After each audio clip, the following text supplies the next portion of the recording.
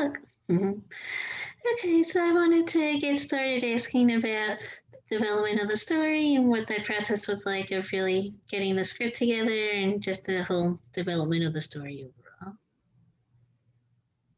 Sure thing. I, I had always had the dream of directing ever since I was a kid. It's been a life dream to be able to direct a feature. And over the years, I had written a number of scripts, but all of them felt economically unfeasible for a first-time director. And so I was searching for a story and a set of characters where I could really do a chamber piece just about two people.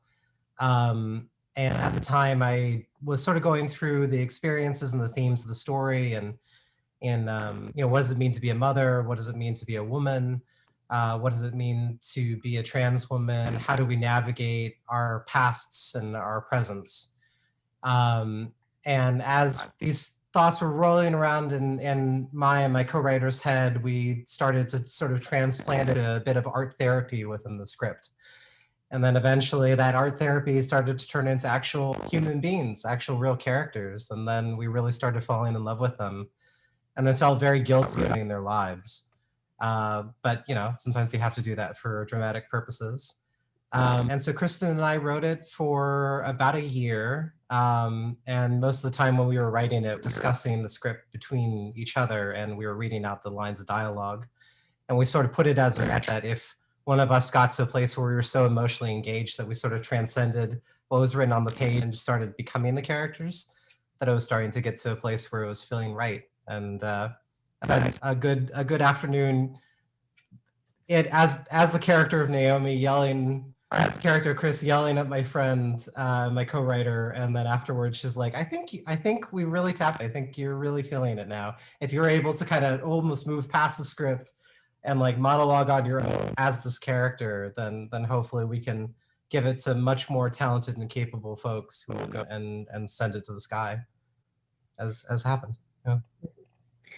And also, I wanted to ask about the casting and what that experience was like of really bringing everyone on board to star in the film, and what was really like the interest for everyone to sign on to star in the film as well.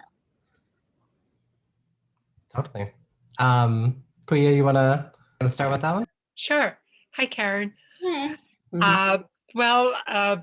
The first I heard of this was when I got an email from a casting office in LA saying that they were offering me a role in a feature film with a letter, a personal letter from Marie attached, saying where she had seen my performance, at what festival, what she liked about my work, and she had the story that she was working on, that it was very special to her, and she wanted a lead role, which, as I always say, I thought that it was a joke. I thought it was a prank.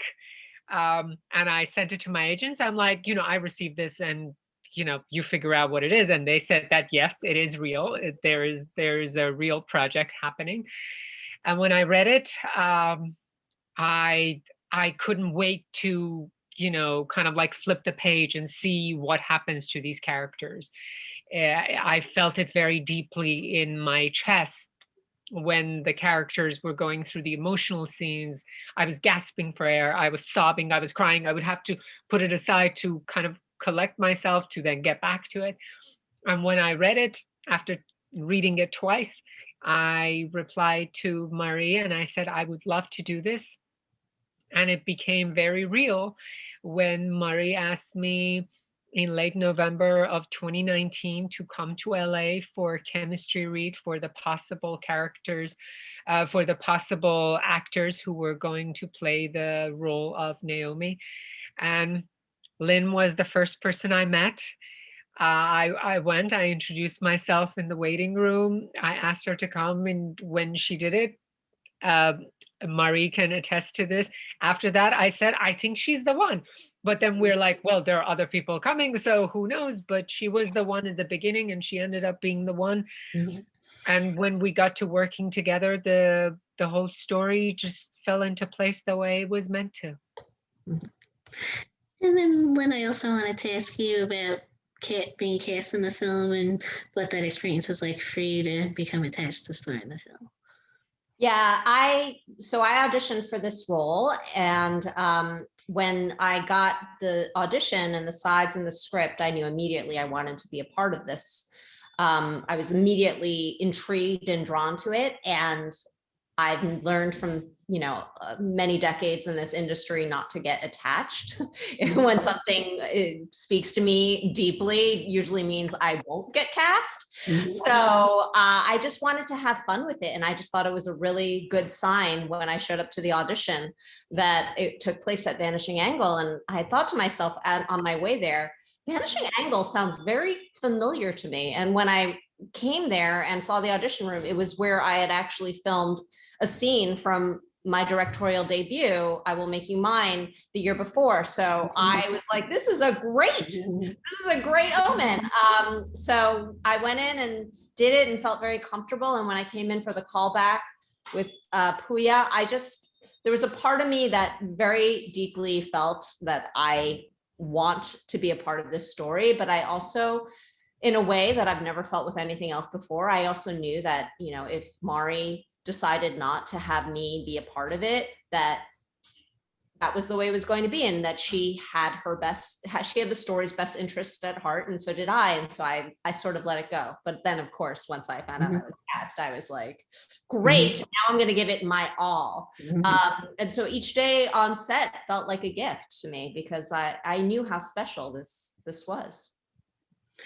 And also, Mari, I also wanted to ask you about directing the film and what that experience was like for you, going from working on the script into directing, and what that experience was like on set to delve into directing the film as well. Oh, absolute dream. I, for a film that covered such different subject matter, I was fortunate to be surrounded by people who had empathy for the story, but also were a lot of friends and family that I had and also gained over the years. One of the greats of the film, and I think this is the case for many first-time filmmakers, is I had my friends there, my college roommates were there, my friends post-college and post-transition were there, and it was literally living the dream. I don't think I can describe it as anything, but it was literally the best month of my life, followed by the craziest year that I think we've all collectively had in our lives. But I was lucky to have that experience, and that we were able to shoot before the pandemic, but also that I was able to have that experience leading into the pandemic, because it carried me through the entire year. Just that warmth and the energy and the enthusiasm and the passion that everybody had for this material. It gave me confidence, but it also gave me just the warmest, fuzziest feeling that you could ever get. Because working with your friends and people you love and care about, I don't think there's anything better than that. That's the literal embodiment of living. And I also wanted to ask you all about getting to work together and building the dynamic between the characters, and what that experience was like of just really building up the relationship during filming as well.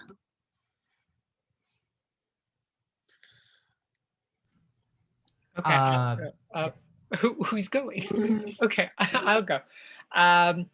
Well, when you have a story which is essentially about two people, and the whole experience is all the valleys and peaks of this 5 hours that these characters are spending, and how to imbue it with their history, with their friendship, with the things they love about each other, the things they don't like about each other, the kind of like the animosity that may be lying, somewhere deeper in their psyche while they're trying to put on their best self. You have to feel that you fully trust your partner, that you're both on the same page, that the backstories that you have somehow correlate. So you're both kind of starting from the same truth, because this is where alternative facts doesn't really work into having a good interaction with these characters. And to have someone that you respect, someone that you trust, someone that is going to have your back when when you fall. That was something I would have really loved, and I got that. I got someone who's extremely talented, so much so that sometimes in her scenes I would forget that I had to speak Mhm. because she was so amazing. But also knowing that at any moment I had a full partner in what I was doing in every moment, whether it was joy, whether it was devastation, whether it was just, it's like full on visceral rage. And to have had Lynn on that journey, I feel that it just deepened the characters and the chemistry that they have together. I couldn't have asked for a better partner in this. Mhm. And You then, know? mhm. Yeah, I was actually about to ask you as well, Lynn, about that experience, like of really working together and building the relationship between your characters as well. Well, that mutual respect and trust that Pooya just described, I definitely felt on my end as well. And, most indie films don't get a chance to have the sort of, I guess it was kind of like a workshop that we had in our rehearsal period, where we really got to work not only with each other, but with the actual writers and really, go through each and every line and does it make sense? And if it does make sense, then what is the backstory behind this? And so we could all be on the same page. Quite often, especially with indie films, you'll show up and everyone just does their research, does their homework, and then when they call action, we'll see what happens, and like maybe sometimes you both in the back of your heads have the same thing going on, but oftentimes you don't, and you just see and you hope for magic. And with this, it just felt even more safe. That trust that Pooya was describing came from a place of like, oh, not only do we both know exactly what the history is, but if I'm confused, I can trust that we can talk this out. Because some actors don't want to be bothered. They're like, I'm not getting paid for that right now. Like I'm eating my lunch, leave me alone. Mhm. But Pooya and I did not have that relationship. And so what you see is not only just an immense amount of respect for one another, but also, we're still getting to know each other as people. And I think these characters also, even though they have so much history, they're getting to know each other again. And so that's part of the magic that you can see on screen.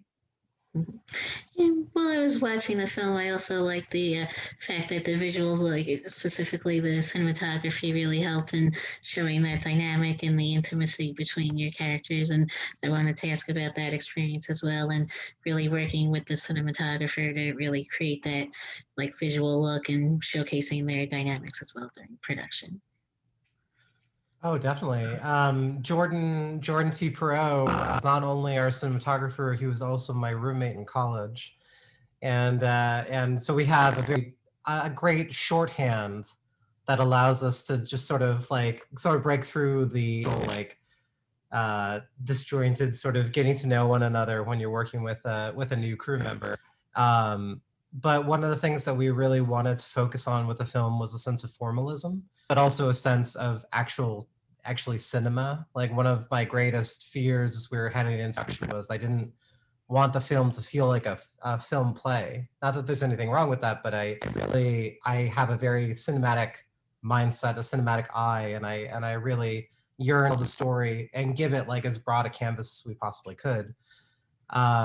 Jordan happened to be in town. He lives in New York, and he happened to be in town when Kristen and I were working on the script and saw a trailer for Barry Jenkins's of Beale Street Can Talk. And his film was shot in large format. And as soon as we saw that, I was like, oh, it's perfect. It's shallow depth of field, the frame, like the actual ratios, like significantly different. And we felt like we could basically use this device of the Sony Venice and the full frame aspect ratio to really give it like a thick yet very like focused canvas that we hoped could carry the film and allow it to have these moments of real cinema and allow those to sort of lie instead of worrying about it being handheld, worrying about it cutting constantly back and forth or all these sorts of things. And And we really wanted it to look different than a lot of the other films that are being made these days, as much as we could. It's part of the dream, for sure. I also wanted to ask you about editing the film as well, and what that experience was like of putting the final version of the film together as well. Oh yeah, it was Dickensian. It was the best of times, the worst of times. And it was the worst of times because I was locked in my room with nothing to do but work on without being able to screen it in front of an audience. You know, as a director, greatest tools that you could have in the post process is being able to sit in a room with a group and feel the energy that they're feeling during the scenes, particularly with something like this, which is so dialogue heavy. Unfortunately, with COVID, we couldn't do that. I only had one screening with one of our producers, and I showed her a very long assembly edit. And then she's like, okay, you know, it's got some work, but, you know, hey, come weeks, like 2 weeks, we'll have a new cut, and then we'll be able to meet in person. And literally, I think that it was the day after, and then everything locked down in California. But at the same time, it was also the most painterly I've ever been, because they didn't have the constraints of like working in an office or being surrounded by other people or having them in for review sessions or giving their thoughts. It was almost like I had these colors and I had this palette and I was able to just paint for like, and it was absolute bliss. At the same time, I was also compulsive in movies. So I went through all the Best Picture nominees and winners. So it was like 585. And I just binge watched them through the entire editing process, which was really fun, but also very punishing. Because, you know, when you're watching like from here to eternity the first time and you're like crying, and then you're looking at the film, you're like, oh, I hope I'm doing the cinema gods right. Oh gosh, I hope that I did the shot. Oh no, I hope this thing, and you know, and I think that energy also helped. We never, I think in prep and in production and post, we never wanted to settle. We always felt like it could be better. It could be stronger. You know, this moment could be better. And we really wanted to aim for that, because I think that if you don't, especially in post, you're doing this to your cast and crew, you know, gotta do right by them. And I also wanted to ask you all about getting to bring the film to South by Southwest and having the virtual screening, and what that means to you all to be able to share the movie with audiences virtually during the festival as well. Oh, it's a it's a dream come true. I went to South by Southwest the first time in 2015, and I absolutely fell in the experience. And actually there I met one of our producers, Matt Miller, who runs Vanishing Angle, which is our production company. So really without South by, the whole film wouldn't exist. So it feels like coming back home, you know, after all this time. And the virtual festival, you know, so that we're all not be able to see each other. You know, I mean, I would love to give both of these ladies a huge hug, tell them how much they mean to me in person. But at the same time, there's also a gift of being able to screen it virtually and have a big audience, and an audience from people who might not have ever had the opportunity to go out to South by in the first place. So I think with all the missing pieces, we also still have many opportunities. And then Lynn and Pooya, I also wanted to ask you as well about that experience getting to share the film with audiences during the festival as well. This is actually my third year in a row at South by Southwest. In 2019, I was there in person in Austin with a movie called Go Back to China. Last year, my directorial debut got into South by Southwest, but there was no festival. So this year, having See You Then there really makes me doubly appreciative, because I see what it feels like as a first-time director to put out a movie and never have it, you know, have this big splashy South by Southwest premiere. So I'm just loving it. I wish, of course, we could all be in Austin in person, and I know it's crazy, but at the same time, I'm really curious to see what it's like, because, you know, I've never experienced South by this way, and I think it'll be as good as it can be, you know, for what we have going on in the world right now. I'm more of a newbie to the experience. I was in a film that went to South by, well, was supposed to go to South by Southwest last year, Lapsus by Noah Hutton. But you know, I mean, I'm very grateful. I'm honored to be in this festival. But as they were saying, there is something about the fact that it's virtual, so it gets to be seen by a whole lot of people that probably wouldn't have actually traveled to Austin.